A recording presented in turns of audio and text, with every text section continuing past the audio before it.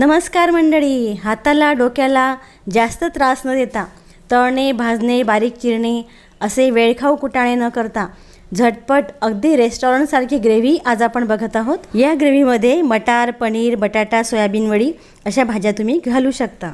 यासाठी आपल्याला लागणार आहे 3 टमाटे, 1 कांदा, 1 गाजर, 1 शिमला मिरची, मूठभर कोथिंबीर, खोबरं आणि काजू प्रत्येकी पाव वाटी, 2 लाल मिरच्या, 2-3 हिरव्या मिरच्या, 7-8 लवंग, 7-8 मिरे, 1 इंच दालचिनी, 2 वेलदोडे, 1 इंच आलं आणि 7-8 लसूण पाकळ्या। 4 जणांसाठी हे प्रमाण पुरेसं आहे। भाज्या धुवून मोठ्या फोडी करायच्या आणि हे सर्व जे सामान आहे ते कुकरमध्ये घालायचं आणि पाणी घालून आपल्याला 3 शिट्या करून घ्यायच्या आहेत। 3 शिट्यांमध्ये भाज्या छान मऊसूत शिजतात।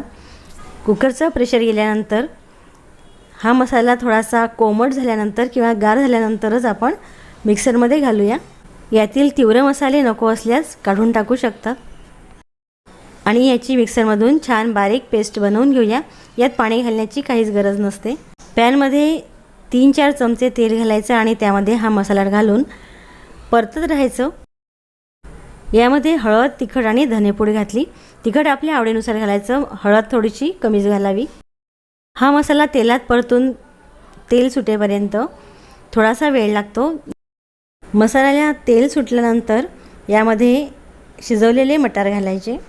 फ्रोझन मटार असल्यामुळे ही न शिजवताच मी घातलेली आहे। थोडी पातळ कन्सिस्टन्सी हवी असेल तर गरम पाणी घालून थोडंसं पातळ बनवूया। चवीपुरते मीठ घातले। या ग्रेव्हीची टेस्ट फ्रेश असल्यामुळे अतिशय छान लागते। या पद्धतीने बनवाल तर खरं सांगते तुम्ही यानंतर ही अशी भाजी खायला रेस्टॉरंटमध्ये जाणारच नाही।